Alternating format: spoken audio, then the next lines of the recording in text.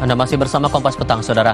Komisi Pemilihan Umum menunjuk Komisioner KPU Muhammad Afifuddin sebagai pelaksana tugas Ketua KPU RI usai Dewan Kehormatan Penyelenggara Pemilu atau DKPP memberhentikan Hasyim Asy'ari sebagai Ketua KPU karena terbukti melakukan tindak asusila kepada seorang anggota PPLN wilayah Eropa. Keputusan diambil setelah Komisioner KPU RI menggelar rapat pleno tertutup di gedung KPU Pusat. Muhammad Afifuddin ditunjuk sebagai PLT Ketua KPU sampai dipilihnya ketua definitif. Afifuddin dipastikan atau memastikan dengan kejadian ini tahapan penyelenggaraan pilkada tidak akan terganggu. Innalillahi wa inna ilaihi raji'un. Dan bismillahirrahmanirrahim. Teman-teman anggota KPU tadi secara bulat, secara sepakat memberikan mandat kepercayaan ke saya untuk menjadi pelaksana tugas. Kita akan menghadapi Pilkada serentak 2024, sehingga yang kita lakukan adalah kita ingin memastikan bahwa tidak ada tahapan apapun yang terganggu. Wakil Presiden Ma'ruf Amin mengingatkan kembali kepada setiap pihak penting menjaga moral hingga integritas. Wapres yakin putusan DKPP tidak akan mengganggu gelaran pilkada yang akan berlangsung November nanti. Buat saya yang penting ini pelajaran penting untuk semua pihak. Ya, jangan sampai hal-hal seperti itu terjadi ya. Ya ini kan soal moral, soal integritas tentu saja, tetapi tentu KPI secara lembaga tidak, karena itu hanya perorangan. Wakil Ketua Umum Partai Gerindra Habibur Rahman meminta putusan DKPP yang memecat Hasyim Asy'ari dari posisinya sebagai Ketua KPU RI harus diambil tanpa keraguan-raguan. Jika ada pihak yang tidak puas dengan putusan, bisa menggunakan hak hukumnya. Putusan seperti ini haruslah diambil dengan prinsip beyond reasonable doubt. Ya.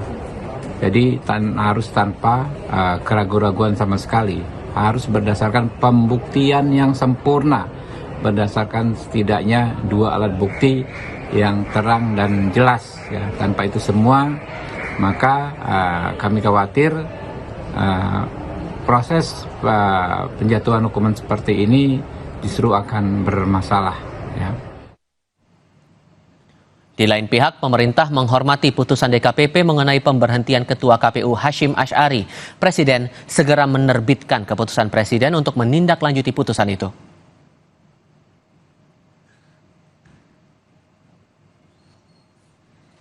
Pemerintah menghormati putusan DKPP sebagai lembaga yang berwenang diberikan oleh undang-undang mengenai pelanggaran kode etik dari penyelenggara pemilu.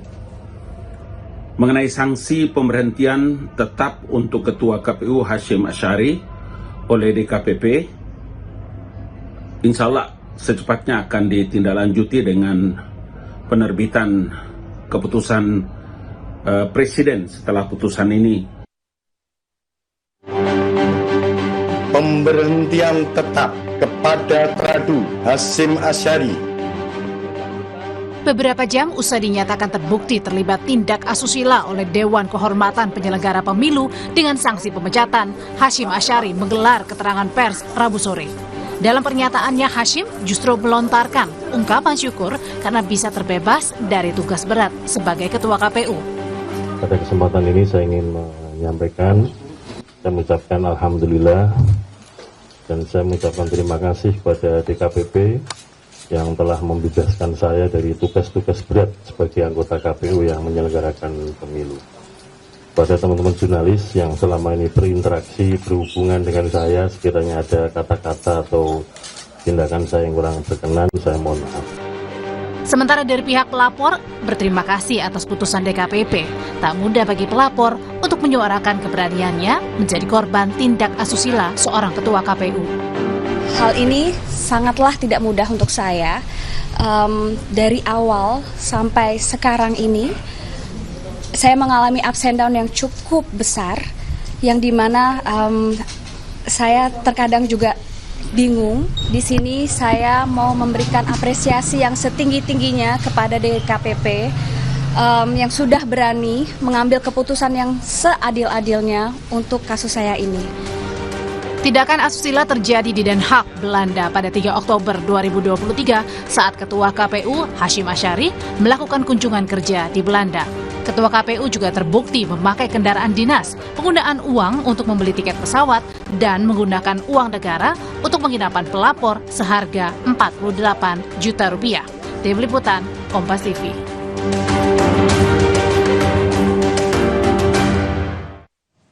DKPP memberhentikan Hashim Asyari sebagai Ketua KPU karena terbukti melakukan tindak asusila kepada seorang anggota PPLN wilayah Eropa.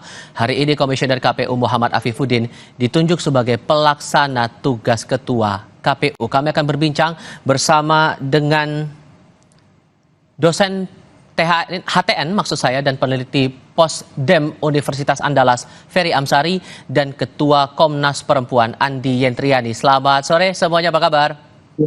Sore. Salam Indonesia yang bineka untuk kita semua. Terima kasih sudah bergabung bersama kami, Bang Ferry. Saya ke Anda dulu kalau begitu. Ini sudah kesekian kali setelah dijatuhi sanksi, bahkan terakhir sampai tindakan peringatan keras terakhir dikeluarkan di DKPP, dan kali ini langsung dinyatakan diberhentikan dengan dugaan tindak dengan kasus asusila begitu. Sejauh mana Anda mencermati kasus ini? Pertama, tentu ini putusan yang perlu disambut sangat baik ya. Walaupun harus diakui putusan ini terlambat ya. Kenapa terlambat? Karena peristiwa-peristiwa yang dilanggar sebelumnya juga punya motif yang kurang lebih sama bahayanya. Kasus yang berkaitan dengan pelecehan seksual ada di putusan Asna ini ya, wanita emas. Bahkan ada unsur gratifikasinya juga di sana. Ada unsur konflik kepentingan karena Asna ini adalah ketua partai Republik Satu. Dan hal yang sama juga terjadi di perkara ini, bahwa ada motif penyalahgunaan wewenang, ada upaya relasi kuasa di antara mereka berdua sehingga menimbulkan korban ya. Dan bagi saya harusnya ini sudah diberikan sanksi jauh-jauh hari. Bisa diterapkan bahkan sebelum kasus asusila itu muncul ya? Iya, ya. Jadi ada kasus-kasus yang bisa kita lihat sebagai perbuatan yang sudah bisa memberhentikan Mas Hashim. Setelah kasus Asna ini itu kan kita kenal putusan sanksi keras terakhir, ya, peringatan keras terakhir. Yang tidak pernah berakhir ya, peringatan keras terakhir 1, 2, 3, 4 gitu ya. Yang harusnya kalau peringatan keras terakhir ya sudah terakhir, tidak ada lagi perbuatan lain. Kalau perbuatan lain dilakukan syaratnya dia harus berhenti. Tapi oleh DKPP ini dibuat berseri ya, seolah-olah tidak ada satupun yang bisa menyentuh perbuatan Mas Hashim yang dianggap melanggar. Dan akhirnya kita dipermalukan kembali dengan kasus ini, di mana ada relasi kuasa, memanfaatkan wewenang, dan motifnya bisa sangat koruptif. Kita harus bertanya, apakah perjalanan dari Indonesia ke Den Haag atau ke Belanda untuk memberikan pengantar, motifnya betul-betul bicara kepemiluan atau sedang mendekati seseorang? Motif apa kemudian yang mendatangkan korban dari Belanda untuk ke Indonesia untuk ikut kegiatan di Singapura? Apakah itu motifnya benar-benar soal pemilu atau sedang membangun jebakan kepada korban? Jadi saya meragukan pemilu kita ini bicara profesionalitas, tapi bicara kepentingan-kepentingan hasrat seksual yang tidak baik. Tadi disebutkan soal relasi kuasa oleh Bang Ferry. Kalau Anda, Andi, melihatnya juga ada relasi kuasa di balik kasus ini?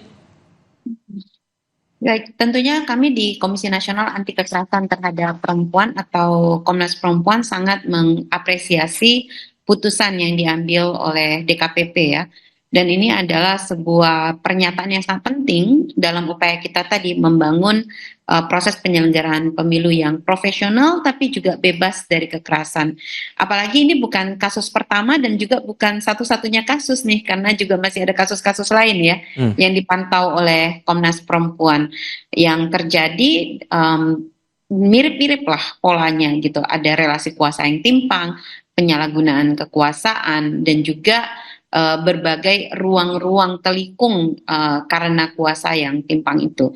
Kita lihat misalnya dalam posisi sebagai ketua tentunya ada banyak keleluasaan untuk mengambil kebijakan-kebijakan, dan juga ada hal-hal yang memang perlu dirahasiakan dalam posisi sebagai ketua sebuah lembaga gitu yang Tapi kemudian kalau Anda melihat sanksinya itu dipecat dari posisinya dari jabatan, apakah itu cukup atau justru bisa dimasukkan ke ranah pidana menggunakan undang-undang TPKS itu? kalau kita lihat itu sanksi tertinggi ya yang bisa diberikan oleh DKPP. Kalau di Komnas Perempuan kami juga sekali lagi selain apresiasi kami mendorong bahwa nanti di putusan-putusan lainnya juga ada terkait dengan pemulihan korban, dukungan untuk pemulihan korban itu. Mengenai akan diselenggarakannya proses hukum yang berbeda secara pidana, tentunya kita harus bertanya lagi ya kepada korban apakah dia ingin memprosesnya serupa itu. Oke, tapi juga ada hal yang menarik di sini bahwa korban ini berani datang langsung dalam proses pembacaan putusan DKPP itu tadi. Kalau dari cermatan Anda selama ini, hal apa yang membuat korban ini bisa berani menyampaikan laporan dan sampai mengikuti seluruh proses itu? Korban memang pernah mendatangi Komnas Perempuan untuk melaporkan kasusnya, dan kami menemukan bahwa ia juga perlu menata keberanian ya dan dukungan dari banyak pihak gitu yang selama ini turut membangun kepercayaan dirinya bahwa apa yang dilakukan merupakan sebuah langkah yang tidak saja dimaksudkan untuk menyelesaikan kasusnya, tetapi bisa menjadi sebuah preseden yang baik dalam upaya penghapusan kekerasan seksual.